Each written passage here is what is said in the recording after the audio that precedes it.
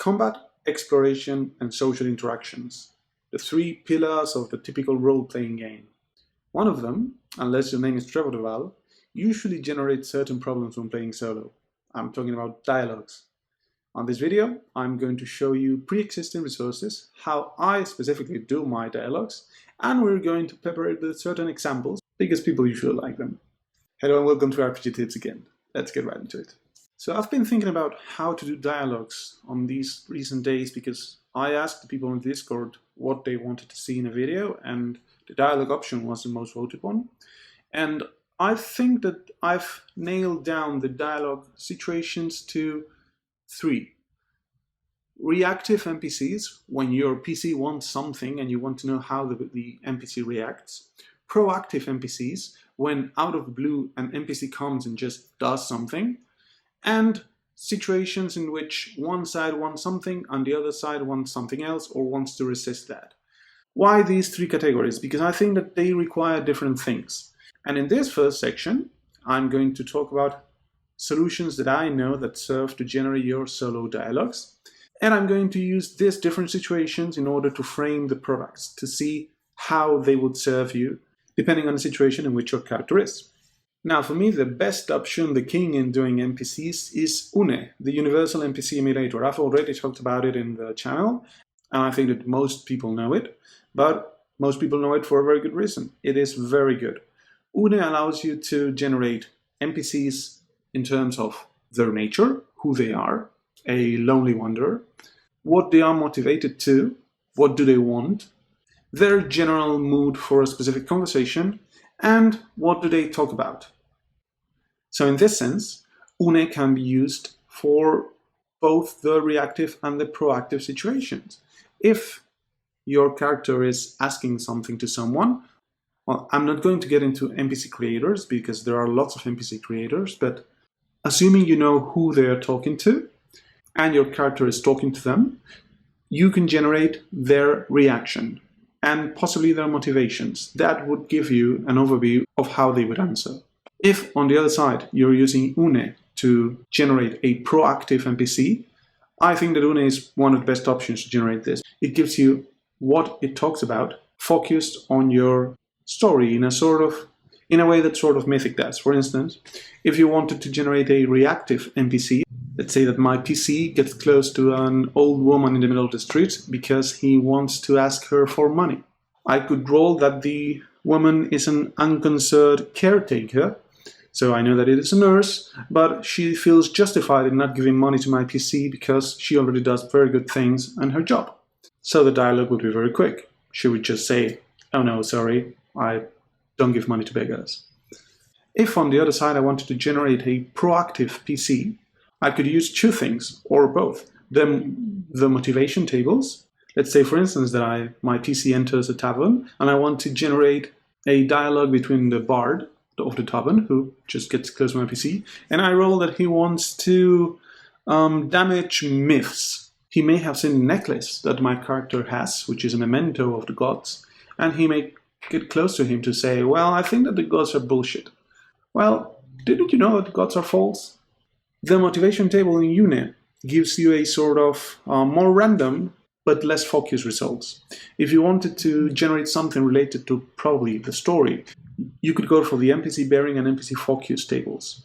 For instance, one possible conversation between the bard in the tavern and my PC could be demand as a bearing and relics as a focus. It seems that this bard specifically is a collector of antiquities, and he gets close to my PC because he wants to actually propose a quest to my PC. So, very flavorful results with just a low number of rolls. Une is actually very, very good. Now, one thing that I didn't mention before I go to the next product is, well, but should I write the dialogue such as like in a book, or should I just write in bullet points? Well, that's honestly your call. No one else is going to see your games unless you're going to publish them, so just do whatever you feel comfortable and confident with. The risk of writing long, detailed dialogues is that you get bogged down in the narrative and then you're just writing a book. And the risk of just writing bullet points is that you're just glossing over scenes. They may feel undeveloped. You're going to have to develop your own taste to see what amount of description fits your likes. Okay, so what products exist apart from Une? One of its options is just to use any NPC social motivations, personality traits generator.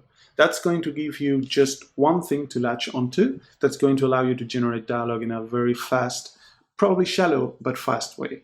Another option is to go the old route of just using fake checks from Mythic, just asking yes/no questions. If my PC gets close to the old woman in the street, is she going to give me money because I remind her of her grandson? No. Oh well, she may just be a nice person who's rich and doesn't care about giving money to random people.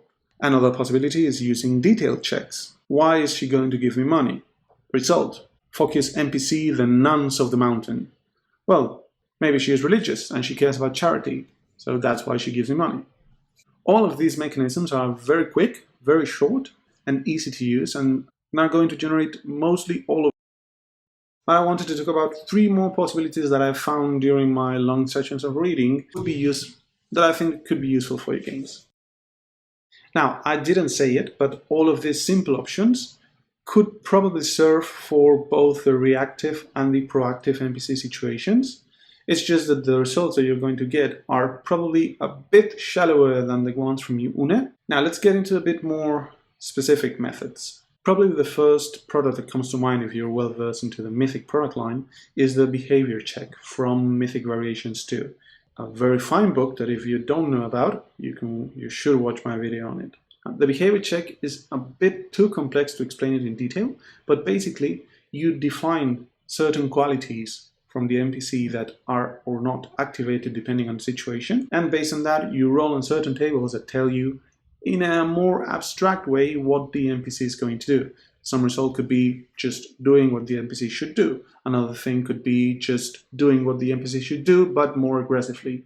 In this way, it is very, very detailed because it's meant to be used turn by turn or reaction by reaction if you want. But at the same time, personally, I find it a bit cumbersome and tiring to use. So when should you use a behavior check?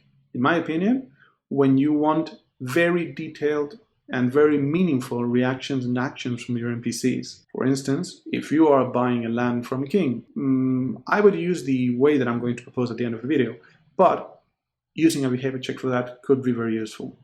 If you're having a very tense dialogue with the villain of your campaign, it is a good moment for the behavior check. If you are trying to negotiate with someone a high-stakes business opportunity, good moment for the behavior check. In general, anything that requires meaningful and detailed narrative at the cost of slowing the pace of the game quite a lot just for that specific dialogue. The second specific system that I found is interesting is one actually proposed in Zweihander. Well, I don't know how it's pronounced. I know that the author pronounces it Zweihander or something like that. Zweihander. Whatever. This Warhammer Fantasy role-playing game clone has a social intrigue system, and even though it is custom made for its D100 system, you can extract the general mechanics from it and actually use it yourself. The way it works is you define any kind of modifiers to your role that could influence your skill rolls, such as social class or personal interests or whatever. Then define which skills are going to be useful for the situation. Probably persuading and bargaining are going to be better than intimidating the king. Then you decide what you want to get by the land, what's the stake, losing your honor in the court, and then you just roll the specific skill that you want and compare with the results and see if it's a failure or a success. I probably made some mistake on a specific thing, but that's the general idea of it. I think that's actually very good. It manages to get a quite good balance between crunchy, which is not that much, but it's a bit crunchy, and meaningful because it forces you to think what's at stake in this conversation. So how would I use it? I would use it in conversations which may not be extremely important in my campaign, but they may be conversations in which my character has something specific to lose. At the same time, I think that it's a system which is a bit simplistic in the sense that it just has one role and that decides everything. Frankly, I don't remember if it has more than one role, but that's what I understood last time I read it. But nevertheless, the method I'm going to propose at the end of the video actually tries to solve that. And the last method I'm going to propose is one that I don't remember where I found it, but I like it a lot. I call them the social interaction cards. I'll put a link in the description. but they are like this. I don't know where I'm going to put them, but they give you, in just one card, a lot of information. The color tells you the general reaction of the NPC. If it's green, it's good. If it's red, it's bad. And if it's blue, it's so-so, neutral. But apart from that, it's also going to give you verbs, motivations. So for instance, you may find that after begging the old woman for money, you get a card that says, whatever you say. The character generally disagrees with what's going on, but they don't care enough to do anything about it. So you would get 3 conversation verbs: taunts, mocks, or replies, and actions, shrugs non-committally. So maybe the old woman would look at my card and would be like, haha, yeah, of course, yeah, and she would go away. Another quite different result would be, get out of here. The character doesn't want to talk, they try to use physical force or the threat of it to get the party to leave them alone. The conversation verbs are accuses, threatens, and shouts, and the actions are glares menacingly. So maybe the nun would actually try to bring out a, well, no, it's not the nun, it's an old woman, bring out a pepper spray and shout, being probably scared or that kind of aggressive scare reaction that some people take. I honestly like this card a lot, because being cards makes them very easy to use, and they actually create interesting reactions, not only the general overview, but also what they want and the action that they do in form of the verb.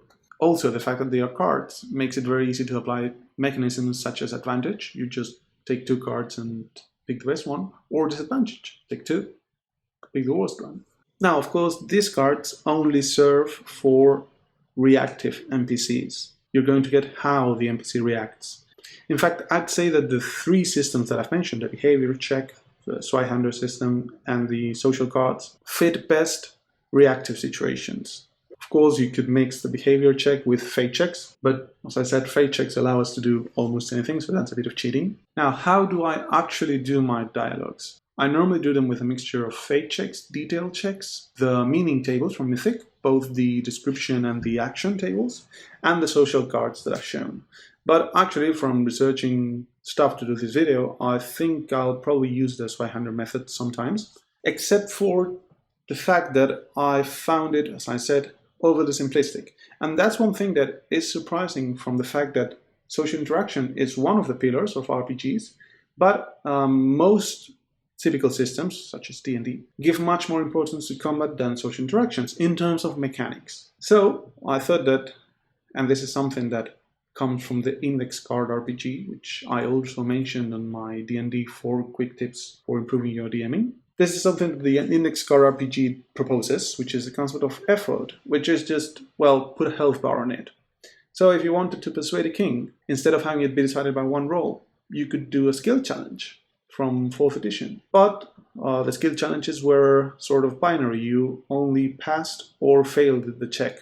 If you want a more detailed dialogue, because it's important, most of the times you're not going to worry about this, and the methods that I've already proposed work perfectly. But if you want a more detailed situation with a bit more randomness, which is something that solo games need a lot, you could not only have successes and failures, but also, let's say, assign a health bar of how convinced the king is, and another health bar of anger or disrespect. If you pass a check, depending on the skill that you're using, maybe you can randomly determine that persuading the king is actually very effective, and you roll 1d8 for that. But actually bluffing is going to be only moderately effective, and you just roll 1d4 for that. You can have something similar for intimidation. If you intimidate the king and especially mention his daughter, well, then you're going to have max 1d8 of disrespect. And maybe you can also tie changes in the difficulty of specific checks to the situation in each of the bars. Of course, those bars could also be clocks from Blaze in the Dark. And this concept of changing the damage you do, depending on the skill you use, can also be understood as the effect size, which is also something that is proposed in Blaze in the Dark. But it's actually very important, because it serves us in mixing the narrative with the mechanics, which I think that is something even more important in solo RPGs than in normal RPGs. Because it's very easy to just let you go and be carried away by the narrative and stop using the mechanics. But finding a sweet spot of mechanics that don't bog you down and actually influence and change the narrative it is very good because it keeps your feet where they should be, to the fact that you're playing a game and you shouldn't know what's going to happen. But well, I hear you say, if I know that the king is not going to like being intimidated, there I have meta-knowledge and I'm not going to do it. Well, don't decide it beforehand. Generate it after that. Decide from the array of social skills that you have that one of them is going to be very good, two of them are going to be neutral, and one of them is going to be very bad. And the first time you test one of them, roll and see which one you took. The fact that you rolled that persuasion is very bad should also tell you something about the king, and that is also very good. Now remember that I said that there were 3 situations: reactive NPCs, proactive NPCs, and situations in which one side wants something and the other side wants another thing. Well, persuasions and interrogations are actually the same thing with different methods. So the mechanisms that I've just said could be used for an interrogation scene, or even a torture scene if your games go that way. And in fact, if we go to the physical side, you can see how the concept of the health bar of determination gets closer to an actual health bar, and we are actually doing the same thing, because in combat and in social interactions, the determination, the physical endurance, in a story, they are more pacing mechanisms, something which I learned from Fate, than actual realities about the bodies of your NPCs. So setting up a mental combat in which an Inquisitor is trying to get the locations of your partners from your PC by torturing them, it's not that different from a persuasion scene, and it's not that different from a sword fight. In terms of mechanics, of course, narratively, they're hugely different.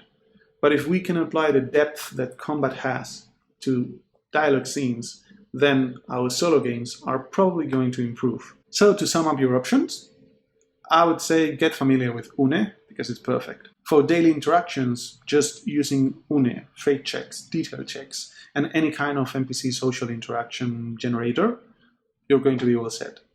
If you want a very fast method of reactive NPCs, the conversation cards are perfect. If you want fast but a bit crunchy situations in which you have something to lose, use the Zweihander system. And lastly, if you're in a very, very tense, important dialogue that you really need to generate with lots of detail, go the behavior check route way from Mythic Variations 2.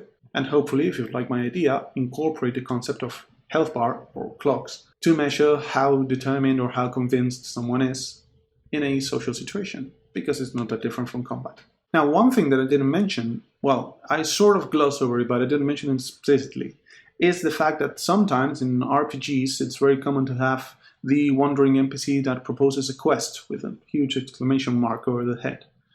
You can generate that, just assigning a random probability. Like say, well, any random NPC that I find is going to propose a random subquest with a 10% probability. And so when you roll for the specific motivation, you roll 1d10. If it's a 1, you mix the motivations with the fact that you know that it's going to propose a random quest. And of course, if you need more help with that, there are also random quest generators that you can check to generate it. But in general, you can mix and match very simple mechanics with, in my opinion, the primary objective of making the mechanics support the narrative and actually making the mechanics hold the narrative to the ground so it doesn't run loose with just your imagination. Well, that was all. As always, if you want to learn more, if you have any questions, you can drop by the Discord server, the subreddit. We are all very active, we are all very friendly. We'll be happy to answer any question you have. Links in the description. One interesting thing, I've opened a website. It's rpgtips.netlify.com. I'll probably buy a domain soon. For now, you can find it there. It's basically a compilation of the text that I had on my GitHub in a more beautiful way. But my idea is also to start putting there the sessions that I just play on my own and I don't necessarily have to show in videos, because I also like to play on my own. But there you've also got lots of interesting links to lots of places, and I think it's going to be an interesting resource to help bookmark. So, how do you do your dialogues in your solo games? Tell us in the comments, tell us on the Discord, and this is the end of the video. As always, I hope you learned something, I hope you had fun, and I hope to see you again in the next video. Bye bye.